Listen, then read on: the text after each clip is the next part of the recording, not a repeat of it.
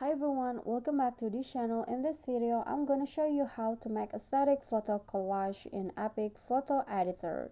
So in here, if you want to make the edit easier, I suggest you just go to template and find the photo collage templates that is provided by the other EPIK user and use it as in your own photo.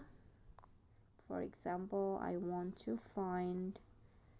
Okay, I'm going to use this one's right here, and then just click on use now and choose the photo that you want to add to your collage. For example, this one.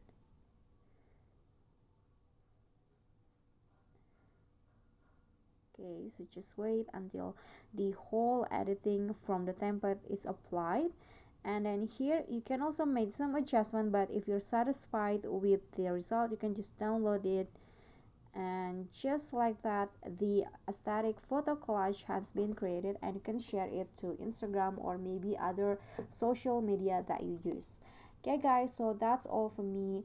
If you got any question, feel free to drop them in a comment, and if you think this video is helpful, don't forget to click on like and subscribe for more content. I'll catch you all in the next following videos. Thank you.